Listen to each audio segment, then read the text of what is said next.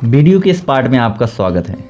महाभारत की प्रसिद्ध कथा में आज हम जानेंगे आखिर मायावी तालाब या सरोवर कौन सा था और कौन से थे यक्ष के प्रश्न जिन्होंने 4 पांडवों को मौत की सया पर सुला दिया था और कैसे युधिष्ठिर ने अपनी सूझबूझ से उनका जवाब दिया। तो शुरू करते हैं। मायावी सरोवर। पांडवों के वनवास की अवधि पूरी होने को ही थी। 12 वर्ष का समय लगभग बीत ही चुका था। उन्हीं दिनों एक निर्धन ब्राह्मण की सहायता करते हुए 5 भाई जंगल में काफ़ी दूर निकल गए। वे थके हुए थे, इसलिए जरा सुस्ताने लगे। युधिष्ठिर नकुल से बोले, भाई जरा उस पेड़ पर चढ़कर देखो, कहीं कोई आसपास तालाब दिखाई दे रहा है क्या? नकुल ने पेड़ पर चढ़कर देखा और उसे दिखाई दिया कि आसपास एक जगह ऐसे पेड़ हैं जो कि पानी के नज़दीक ही होते हैं। युधिष्ठिर ने कहा, जाकर देखो और पानी मिले तो ले आओ। सुनकर नकुल तुरंत पानी लेने चल पड़ी। जैसा कि उसने सोचा था कि आसपास कोई जलाशय है तो उसे जलाशय मिल गया। उसने सोचा पहले मैं अपनी प्यास बुझा लूँ, फिर तरकस में पानी भरकर भाइयों के लिए ले जाऊंगा। यह सोचकर दोनों हाथों की अंजुली उसने पानी में डुबाई और पानी जैसे ही अंजुली में लिया और पीना चाहा, इतने में आवाज आई, माद्री के पुत्र, दुस्साहस ना करो, यह जलाशय मेरे अधीन है। पहले मेरे प्रश्नों का उत्तर दो, फिर पानी पियो। पर उसे प्यास इतनी तेज लगी थी, उस वाणी की परवाह ना करके उसने अंजुली से पानी पी लिया। पानी पीकर किनारे पर चढ़ते ही कुछ चक्कर सा आने लगा और वह गिर पड़ी। बड़ी देर तक नकुल के ना लौटने पर युधिष्ठिर चिंतित हो उठे। उन्होंने सहदेव को भेजा। सहदेव जलाशय के निकट पहुँचे तो नकुल को जमीन पर पड़ा पाया, पर उसे भी प्यास इतनी तेज लगी थी कि वह कुछ ज़्यादा सोच ना सका और पानी पीने को ही चले गए। और उसे भी वैसी ही वाणी सुनाई दी जैसी पहले नकुल को सुनाई दी थी। इस चेतावनी पर ध्यान ना देते हुए उन्होंने पानी पी लिया और किनारे पर चढ़ते चढ़ते वह भी अचेत होकर नकुल के पास ही गिर गए। जब सहदेव भी बहुत देर तक ना लौटा तो युधिष्ठिर घबरा कर अर्जुन से बोले, जाकर देखो तो उनके साथ कोई दुर्घटना तो नहीं हुई। अर्जुन बड़ी तेजी से चले। तालाब के किनारे पर दोनों भाइयों को उसने मृत पड़े हुए देखा तो वह चौंक उठा। वह नहीं समझ पाया कि उनकी मृत्यु का कारण क्या है। यह सोचते हुए अर्जुन भी पानी पीने के लिए जलाशय में उतरा। तभी उसे भी वही वाणी सुनाई दी, अर्जुन मेरे प्रश्नों का उत्तर दो, तभी तुम अपनी प्यास बुझा सकते हो। यह तालाब मेरा है, मेरी बात नहीं मानोगे तो तुम्हारी भी वही गति होगी जो तुम्हारे भाइयों की हुई है। अर्जुन यह सुनकर गुस्से से भर गया। उसने बाण छोड़ने शुरू किए। जिधर से आवाज़ सुनाई दी उसी ओर निशाना लगाकर वह तीर चलाता रहा, परंतु बाणों का कोई असर नहीं हुआ। अपने बाणों को बेकार होते देखकर अर्जुन के क्रोध की सीमा ना रही। उसने सोचा पहले प्यास बुझा लूं, फिर लड़ लिया जाएगा। यह सोचकर अर्जुन ने जलाशय में उतरकर अंजुली में पानी लिया और पानी पीकर किनारे आते आते चारों खाने चित्त होकर गिर पड़े।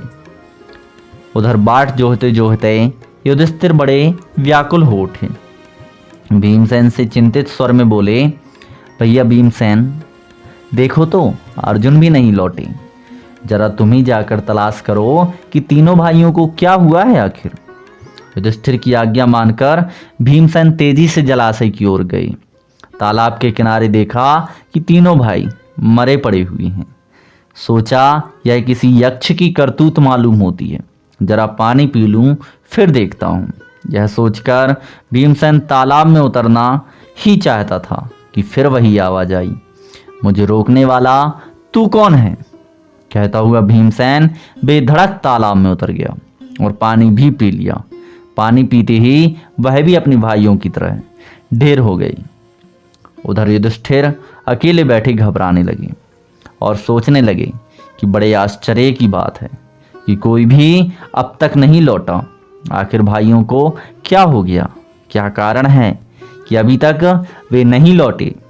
जल की खोज में वे जंगल में इधर उधर भटक तो नहीं गए? मैं ही चलकर देखूं कि आखिर बात क्या है। युधिष्ठिर उसी विषैले तालाब के पास पहुंचे जिसका जल पीकर उनके चारों भाई मृत पड़े हुए थे। यह देखकर युधिष्ठिर चौंक पड़े और असह्य शोक के कारण उनकी आंखों से आंसू निकल पड़ी। पांव के निशान भी तो नजर नहीं आ रहे। हो सकता है यह भी दुर्योधन का कोई षड्यंत्र हो। संभव है पानी में विष मिला हो। सोचते सोचते युधिष्ठिर भी प्यास से प्रेरित होकर तालाब में उतरने लगे। इतने में वही वाणी सुनाई दी। युधिष्ठिर ने ताड़ लिया, जरूर यह कोई यक्ष बोल रहा है। उन्होंने बात मान ली और बोले, आप प्रश्न कर सकते हैं, बताइए आपके प्रश्न क्या हैं। यक्ष ने कई प्रश्न किए जिनके उत्तर युधिष्ठिर ने दिए। प्रश्नों को पढ़ते हैं वारी वारी से। प्रश्न, मनुष्य का साथ कौन देता है? उत्तर, धैर्य ही मनुष्य का सच्चा साथी है। यक्ष का अगला प्रश्न, कौन सा शास्त्र या विद्या जिसका अध्ययन करके मनुष्य बुद्धिमान बनता है? युधिष्ठिर ने उत्तर दिया, कोई भी शास्त्र ऐसा नहीं है जो कि मनुष्य को बुद्धिमान बनाता है। महान लोगों की संगति से ही मनुष्य बुद्धिमान बनता है। प्रश्न, भूमि से भारी चीज क्या है? संतान को कोख में धारण करने वाली माता भूमि से भारी होती है। आकाश से भी ऊंचा कौन है? युधिष्ठिर ने कहा, पिता, जो कि आकाश से भी ऊंचे हैं। यक्ष का अगला प्रश्न, हवा से भी तेज चलने वाला कौन है? युधिष्ठिर ने कहा, मन। घास से भी तुच्छ कौन सी चीज होती है? युधिष्ठिर का जवाब, चिंता। विदेश जाने वाले का कौन साथी होता है? युधिष्ठिर का जवाब, विद्या।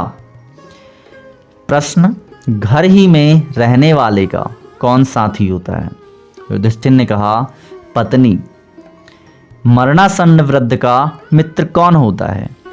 युधिष्ठिर ने कहा, दान, क्योंकि वही मृत्यु के बाद अकेले चलने वाले जीव के साथ साथ चलता है।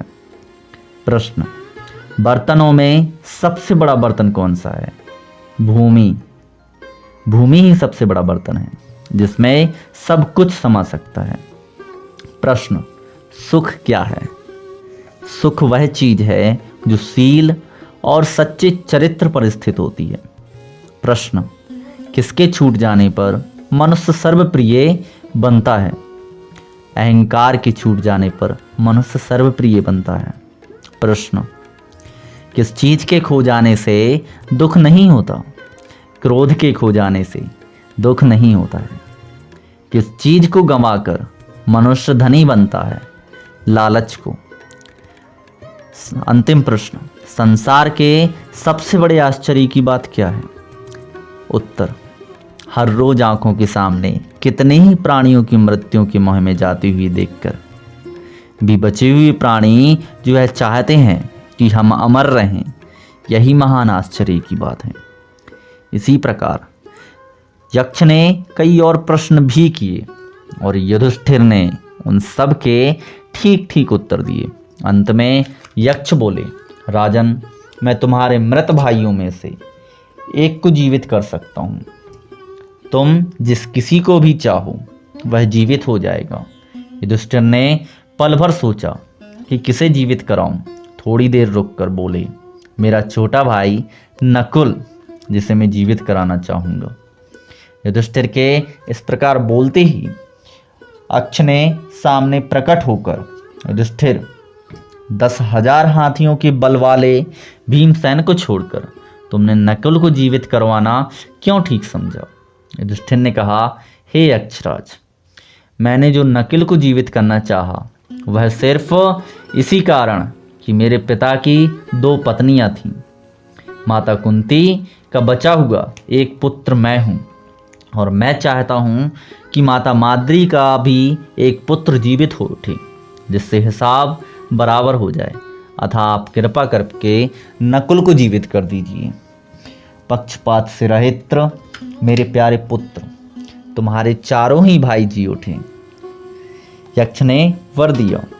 उन्होंने युधिष्ठिर के सद्गुणों से मुक्त होकर छाती से लगा दिया और आशीर्वाद देते हुए कहा, 12 वर्ष के वनवास की अवधि पूरी होने में अब थोड़े ही दिन बाकी रह गए हैं।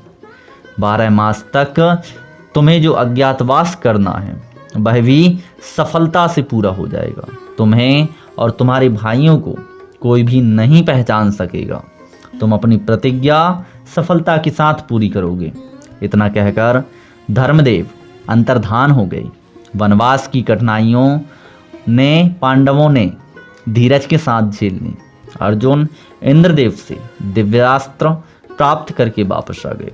भीमसेन ने भी सुगंधित फूलों वाले सरोवर के पास हनुमान से भेंट कर ली थी और मायावी सरोवर के पास युधिष्ठिर ने भी स्वयं धर्मदेव के दर्शन किए।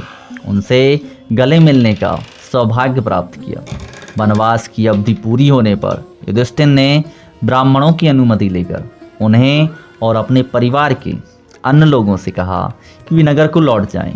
युधिष्ठिर की बात मानकर सब लोग नगर लौट आए और यह खबर उड़ गई कि पांडव हम लोगों को आधी रात में सोया हुआ छोड़कर जाने कहाँ चले गए।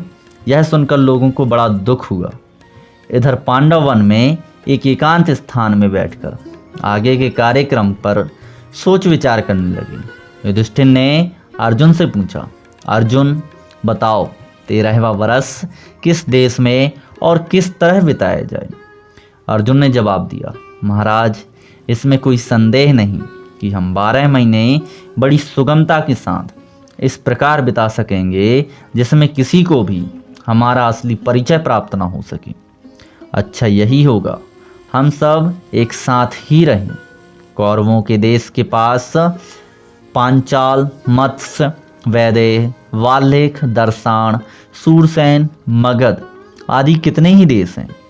इसमें से आप जिसे पसंद करें वहाँ जाकर रह जाएंगे। यदि मुझसे पूछा जाए तो मैं तो कहूँगा मत्स्य देश में जाकर रहना ठीक होगा।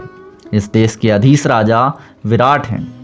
विराट नगर बहुत ही सुंदर और समृद्ध है। मेरी तो ऐसी ही राय है, आगे आप जो उचित समझें। युधिष्ठिर ने कहा, मत्स्याधिपति राजा विराट बड़े शक्ति संपन्न है। दुर्योधन की बातों में भी वह आने वाले नहीं है। अतः राजा विराट के यहाँ छिप कर रहा जाए। वीडियो के इस पार्ट में इतना ही। ऐसी और अमेजिंग वीडियो देखने के लिए, सुनने के लिए हमारे चैनल को सब्सक्राइब, लाइक और शेयर जरूर करें। Thanks for watching.